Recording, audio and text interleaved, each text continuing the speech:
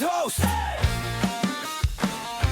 the pro, and the hack. One's got charts and a game plan. One's got coffee on their shirt. One's quoting data, one's guessing. Somehow it still kind of works. With hosts, the pro and the hack, breaking it down, then laughing it back. One's got the play, one runs off track. You'll learn a thing or two and love the way they clash with the pro and the hack. It's the Pro and the Hack. What's up, everybody? Welcome to the Pro and the Hack. My name is Rich Gilgallen, known as the coach, and I certainly am the hack. Next to one of the finest golf teaching professionals in the Coachella Valley, where there's an awful lot of them. Our dear brother David Mulso, known affectionately as Moose. How you doing, Coach? Good to see you. Behind us, you can see the wonderful Dinah Shore. We are in the Dinah Shore room, Yes. which is such an honor to be here at Mission Hills Country Club in Rancho Mirage, California, former home of the Dinah Shore tournament, which, of course, was sponsored by many different groups, Colgate-Palmolive initially, and Kraft, and then or Nabisco, and then Kraft Nabisco. Those were the days, by the way, because when you left the media room, you took out about 18 boxes of cookies with you. I love it. And the A&A inspiration, and so on and so forth. And also was the home for the Gallery, which I'm There we go. wearing Little my Gallery little Classic. Gallery Classic shirt of the Champions Tour. guys. Yeah. So who's your favorite for the Open? Rory played awfully good this week Mm-hmm. in Scotland. He had a little bit of a hiccup on some swings there. Had a couple of Had a little hiccups, pulls going on there. but he was working on in it. the mix. He was Right. in the mix, and I'm gonna. I like Rory. I'm a Rory fan, and Well, according to what I've been seeing, we got here, the odds. and We got some I odds? got some. We got the top 10. Okay. Now, folks, you tell us. Da, give da, us some da, cons- da, yeah. da, the top 10 list. Dun, dun, Oh, dun. that was David Letterman. Scotty Scheffler, number one. Okay. Now- How can you not? What's crazy is last week, guy misses a cut. First- Over 1,000 That was the days. headline. That was the headline. The headline. Yeah. I know. I mean, I'm like, even my guy Nick, who does sports with me on the radio, that was his headline. I go, it's not a headline to miss a cut. No. Okay. I mean, the headline is he didn't miss one in how many weeks? Oh, it's like it doesn't 40. say it here. Yeah, it's 40. 1,100 and some odd days. Or yeah, something like that. ridiculous. Crazy. Of course, Tigers, I think, was 149 straight cuts without missing a cut. Was it? Yeah, I think that was it. unbelievable. Still, But Scheffler, yeah, it has to be the favorite wherever he goes until he misses 5 cuts. right. yeah, I don't think that's going to happen a whole lot. No. So they got him at number one. Number two, Fitzpatrick. Well, you have to see the way the kid is playing. Yeah. I mean, really, what was really cool about the whole Fitzpatrick story, in my view, is his brother's a fine player, but he teamed up with him for the 2-man game, and they won. They won. And they both get exemptions. They both got it for Right. for a good long time, and his brother has played well. You agree with that? I do.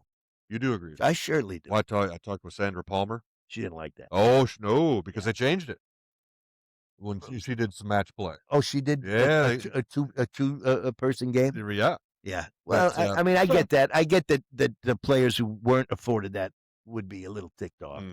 But I think it's a great idea, and I think if Tiger would be so kind as to let me play with him, I would like a couple-year exemption on the PGA. Be all Tour. right. That'd be all right. I could retire very easily. Yeah, I mean, I don't have to do anything except make a putt or two. All right. Number three. All right, number 3. Tommy Fleetwood. Be a big story over there. Wouldn't it? Oh boy. First of all, it's the hair.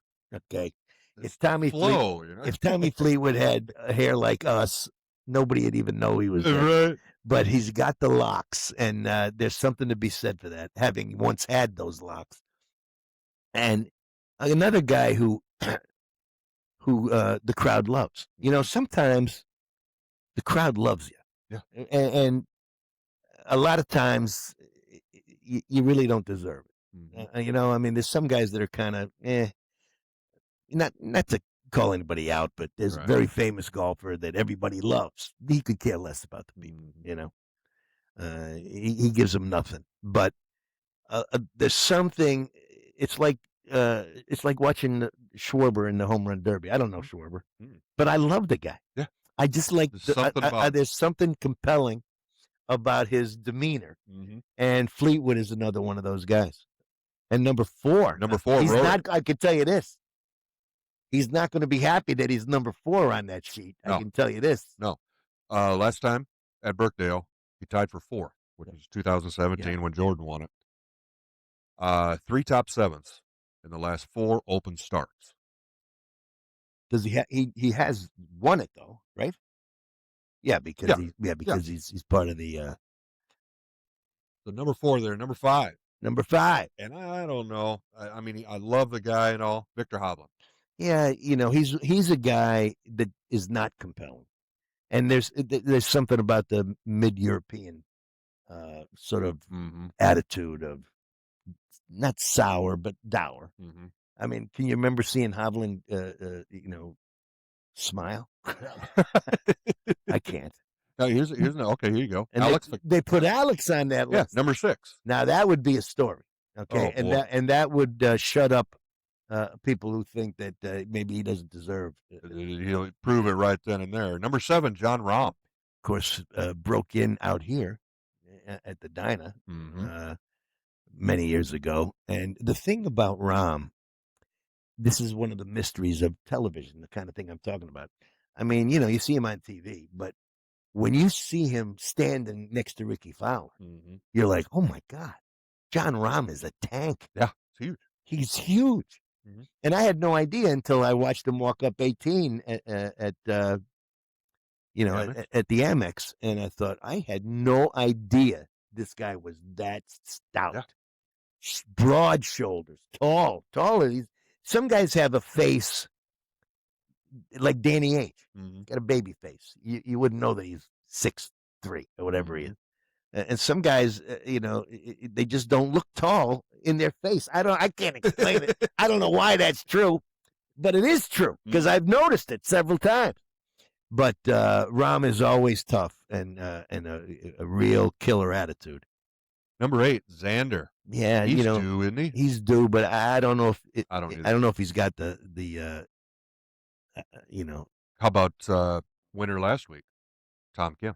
Tom Kim is a great story.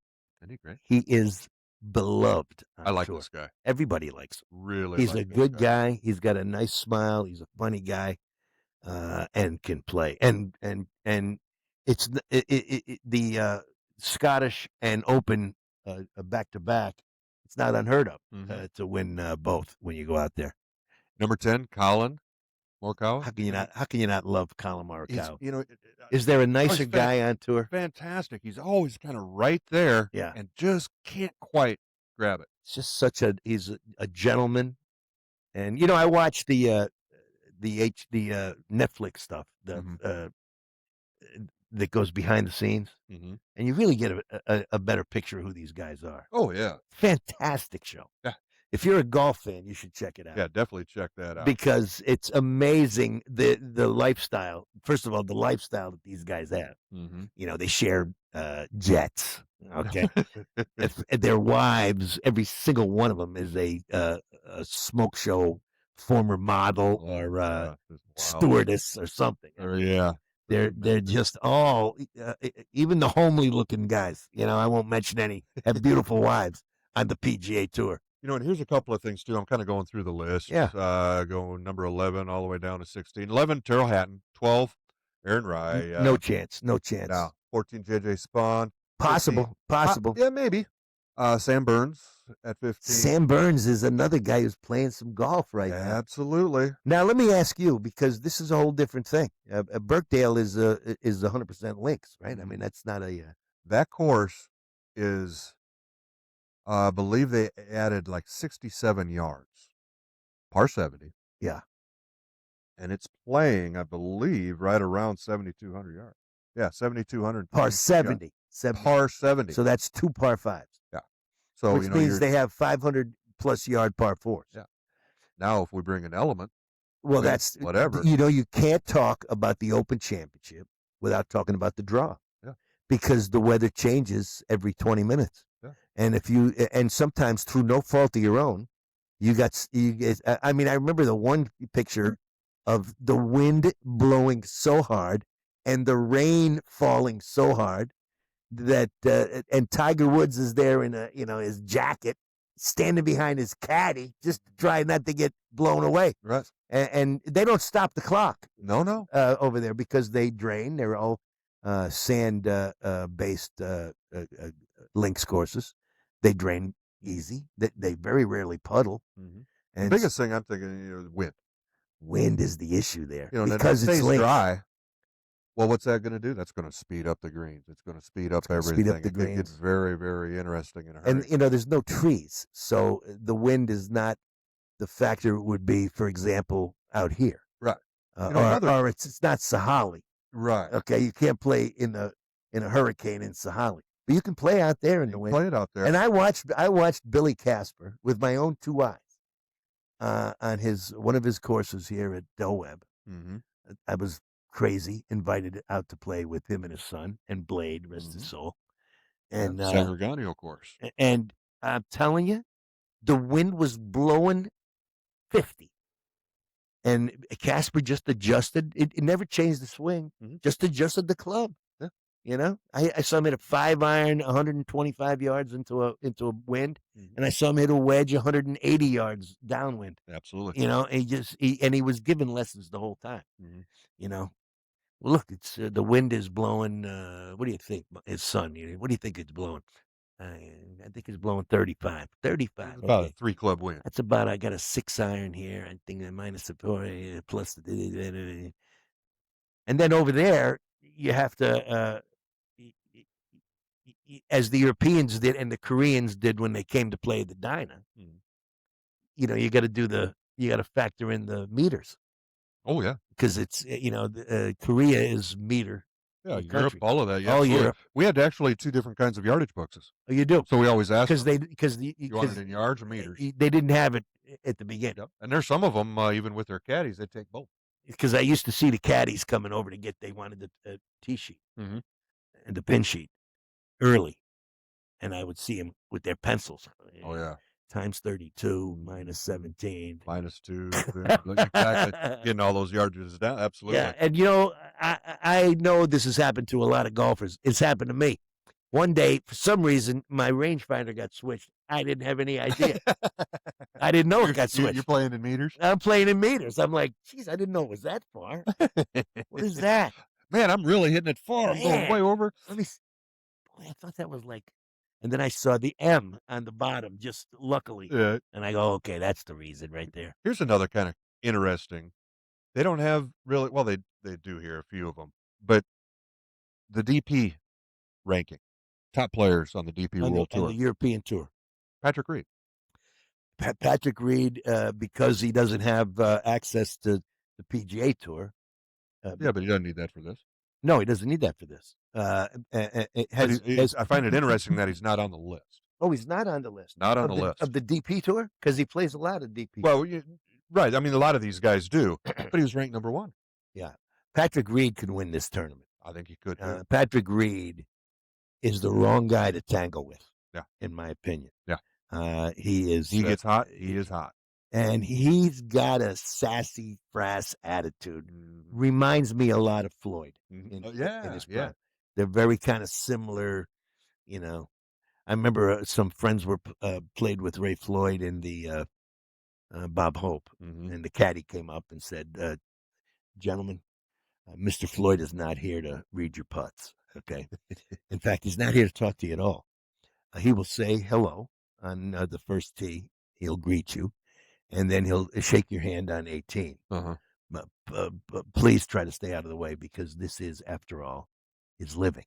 Right, and that's fair enough. Yeah, that's what you got to remember. Everybody, it's like you were talking about earlier, being right next to Tiger and all that. You got to remember, these guys are in their office. Well, that's why I treated the first tee of the tournament here as a sanctum sanctorum.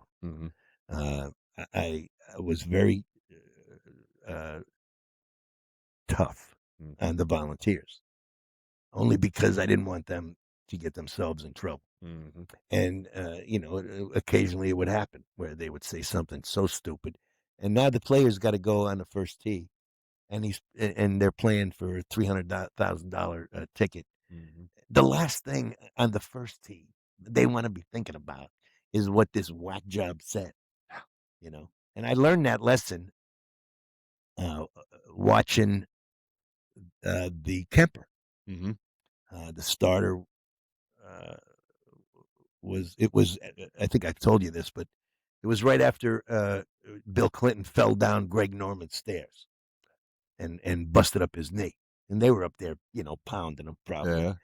And so Norman played the Kemper, and the first hole on the Avenel, it was originally played at Congressional, and then was moved to Avenel, TPC Players Course. The first tee had a large barranca. I mean, a huge dip from the tee to the fairway, which would go to the right. You see, you better pick your right tee there. And it was, 30 feet down. I mean, it was way down. And so this starter, who I think died a few years after this of a heart attack, said, now on the tee, Greg Norman. And if he invites you to his house for dinner, I suggest you politely decline. And the crowd was like, and Norman was pounding the driver into the ground and stared at the guy like, what? And hit his drive on a bullet right into the wall of the barranca down by the fairway. I mean, you could see it going. Then they went into the tent, the two of them. And there was some yelling and screaming, and pots and pans going everywhere. And that was I never knew that I was ever going to have the opportunity to be a starter, but I learned what not to do. Yeah. First of all, it's not about you. No. Okay, nope. You're not a comedian.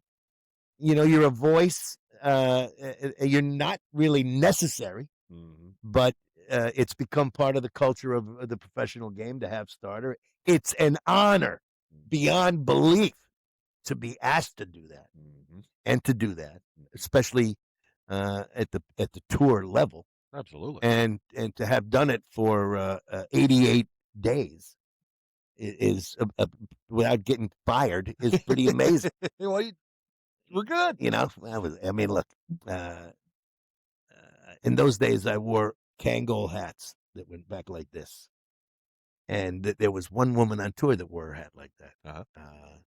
From California. I can't believe I can't remember her name. But anyway, so she would always come up and say, I love your hat. I go, no, I like your hat. Okay.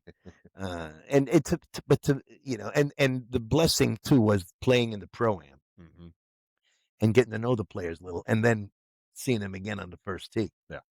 So, you're greeted, coach, but even more so by the caddy, because if I didn't know how to pronounce a name even, I would always, what's the pronunciation of this? Now, some of them, the Thai names are a little bit difficult, but all I had to do was hear them once. I was very particular about making sure. And I had to learn stuff out there on the first tee. Yeah. Like, the sheet would have names in one order, and the standard would have names in the other order. The players don't care about the sheet. Yeah. They're looking at the standard. If Big Mama's name was on top of that standard, and you called Meg Mallon, whose name was second, there was going to be a problem. You're going to have a problem Because as you know, there's nothing like starting a tournament on the first tee. I mean, you come and particularly here at the Dinosaur, because the putting green is Then there was a tent and a tunnel and stands behind the first tee, and so people would be, after somebody hits, people would be standing on the top of the stands looking at the putting green to see who's coming this way. Right. And you would hear Annika,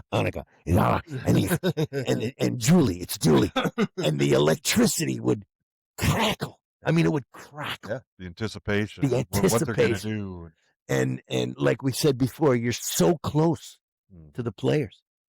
And I had a standard saying: no phones, no cell phones, no cameras, no cell phone cameras. All right. And they would all now, after they heard it 50 times, they would start yelling it back at me. But if you ever get a chance to do that, and nowadays it's rather expensive if you getting into those pro-ams, but if the person can do it, Oh. go try it. Yeah.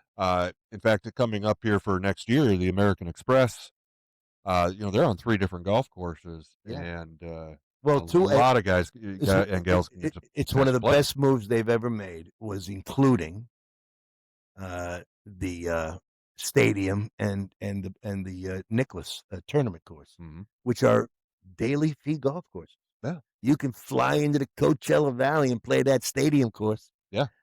Now, years ago, it wasn't. It was the Palmer Private in PGA West, which is a great track. Oh, yeah. I lived on that course for 2 years, and the Nicholas Private, which has Gibraltar on there. Gibraltar is this. They decided, they put the green up against the hill, and there was this giant boulder. I mean, I remember that. I have played that. I remember it. You got to hit over it almost. well, it's left of the green, but you don't want to hit it. Okay, Right. It's in play. There's no question about it. And so that's named Gibraltar. It's brilliant. And then they played the La Quinta Country Club, which which they still do to this day, which is a tremendous jewel. Yeah. I mean, really is a. Next year we're the first tournament of the year. There's no more Hawaii. in Hawaii. That's Now the Century, they're talking about Century going to Torrey Pines. That'll be the week after us. Well, first of all, retrospectively, there was a time where only the winners the previous year got into that Hawaii tournament. One of the two.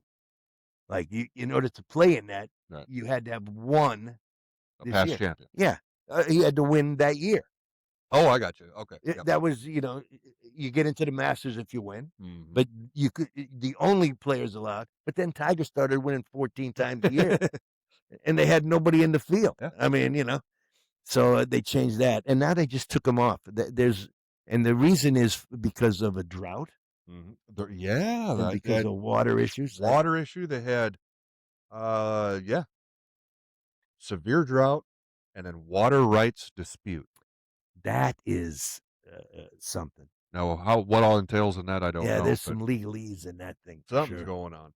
But yeah, really different schedule for next year. Really moving stuff around. When you're teaching, and say somebody is going over there, and you're walking them through, links course play, you got to play the ball on the ground out there a lot more than you do over here. Is that the first thing you think of? Well, I mean, you gotta have shots that go. Oh, you got to be diverse. Yeah, you got to be able to low, That's high. What I'm saying, absolutely. Even along the ground, a lot of like long, like 6 irons running up to the bump and runs and all of. Absolutely. When we had Sandra on here, she was talking about how they don't use when she was at the Chevron. Yeah. They're not using those clubs, like we used to. It's exactly right, especially into the links like you're talking about. Yeah. You could be 160 yards out, and you're punching a 4-iron or whatever it may be. Yeah. So absolutely, you really have to broaden your thought. That's where a really good caddy, that being out there, all of that comes into play. And they broadcast a lot more conversations between caddies and players these days. Love that. And I love the last thing they almost always say. Do you like that? I love that. I love that too. That's a lie, probably sometimes, but just don't get caught. Yeah, Oh, I love that. I love that. You like 6-iron here? I love 6-iron here. Okay. See it. They'll when they're at the Open and if they're mic'd up, which they normally are now. Listen to the last thing that caddy will say. See your shot. Yeah. See your shot. See your shot. Make a good execute. Something to that effect. Some trigger. That's exactly right. You got to have a trigger. Not only does the caddy give you a trigger, but in your pre-shot routine, you have to have your own trigger. Now, sometimes that's it. My trigger is very simple. Behind the ball when I'm ready to go. And I see a There lot you of go. guys. I see a lot of guys putting that bring Keeps the you feel bring the shirt connected. in there. Yeah, to Mhm. feel connected. Yeah, Yep. Yep. it's a I'll great do it game. within the grip a little bit. It's crazy. Next time you got a club in your hand, squeeze it right over the ball. And then Squeeze it. release. I And mean, then squeeze release. it and then release it, and you feel all this. Or if we're working on certain pressure points within the grip, right? Squeeze your lead pinky. Squeeze it all the way through the swing, Interesting. and it generates that Because feeling. when you see a guy's veins bulging out Right. on the first tee, you know you're going to have a long day. Yep. Okay, tension is the enemy of a golf game. Absolutely. There's guys, Phil, I haven't seen him here lately, but he's a great example. A lot of other guys, their trail hand is almost completely off the club It's amazing when they're swinging through. Yeah. Now, don't even Good. talk about Scheffler's swing because that's self-taught. Well, with Randy Smith really dialed him in. I mean, he's working with It's him, the since feet. The feet the are feet, so amazing. incredibly upright, that kind of thing. But it works, and he just kills the ball. It hits the fade. It can hit a draw if called upon, but prefers to hit the big fade. Right. Well, he can get in tendency of a little pull with that from it's- time to time when he comes across it just a hair with that upright swing. It's easy to do. Okay. But if you look at Scotty, you look at Justin Thomas, those guys with that real upright swing, watch their wedge games. They're some of the best. Does the amateur crouch too much with the wedge because it's a shorter club? Is that what happens? Yeah. The biggest thing I see with amateurs, especially irons going down to the wedge, is the angle of attack. Hmm. They all got early releases, and they never really feel the true compression and coming in, down, and so through the ball. they do, which I catch myself, the reverse pivot, which is death in a swing. Well, yeah, that's a little different. Where you're leaning forward and then go backwards, swinging backwards. Yeah, right. So your arc is changing. If your left leg is going back after you hit the ball, that's not good. That's not good. No, we don't you want that. your right leg going towards the target. We're weight transferring over to the lead side as you're swinging through. Absolutely. But it's that angle. Down equals up. Divot in front, not behind. If you're hitting the divot behind, we got to work on that a little. You got to hit the small ball first, okay? First. Don't hit the big ball first. The big ball is the planet Earth, right? Okay? And that's probably the most common malady that mid to high handicaps have to deal with is taking too much dirt and grass before the ball. Yeah. It feels like eternity to hold that leg and release through it. But watch these guys on the open. Watch that on how they're, especially with those wedges, how they're coming down and through the ball. It's just amazing.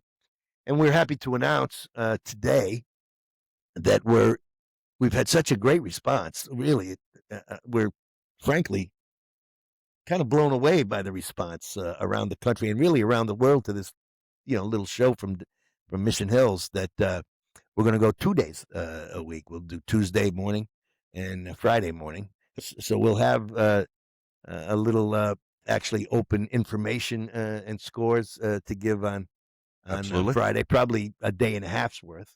About that, yep. And so it's going to be a lot of fun covering these events. We'd love to do Tuesday. It fits Dave's schedule, and I'm kind of open. But Friday is a great day to have a golf podcast because you're in the middle of you're right in the midst of it, in the middle of the tournament. So that's right. So we decided to let's amp it up. It's not like we got anything else to do. Yeah, right. But we got some great guests coming up.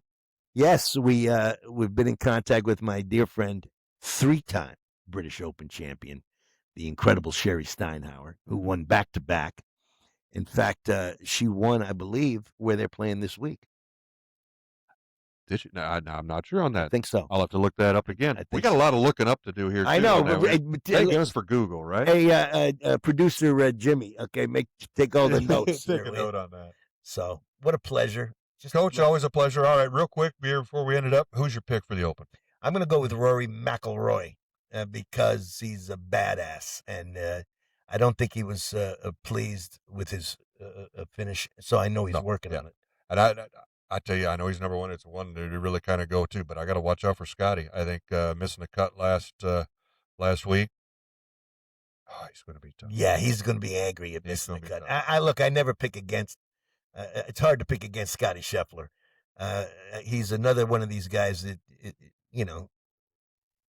I mean, he's so beloved that they booed Clark, Wyndham Clark, who's you can't get more American than Wyndham Clark. I mean, Wyndham Clark is a U.S. Open champion. He did not deserve to be treated like that. No, he did not. And you know, I hate to bring this up, but you know, alcohol at these events it can get out of hand. Yeah. And you know, many years ago, the first guy I ever saw get yelled at, or had a yeller, was Ray Floyd. He had the first get in the hole guy. Get in the hole! Right. Now, I don't mind if it's a 10-foot putt, and I really don't mind if it's a wedge on the way, but I don't like it when it's off the tee box on a par 5. Yeah. Get in the hole! And he haven't even finished his follow-through. Like, shut up. Yeah. Shut up. You know what would be good, too, is crowd controlling the crowd. Yeah, and Stern had a lot to do with this, too, with the Baba Booey Oh, crowd. yeah. Baba Booey! I'm like, oh, God, the Baba Booey guy is here? Uh-huh. Get rid of him. So, All right, folks. Well, really enjoy the Open. We'll talk to you again here coming up in a few days. and make sure you share this. Would you share it to Absolutely. your Subscribe, Facebook page like, and your X page, and just share it. Help out Moose and the coach. Okay. All right, because we love doing this, and we feel like it's going in the right direction, which is a thrill, right, for both of us. So thank you, everybody. God bless. Have a great week. Enjoy the Open. See you next Friday. See you Friday. Peace. With host, the pro, and the hack. One's got charted and a game plan. One's got coffee on their shirt. One's quoting data. One's guessing. Somehow it still kind of works. With host, the pro, and the hack. Breaking it down, then laughing it back. One's got the play. One runs off track. You'll learn a thing or two and love the way they clash with the pro and the hack.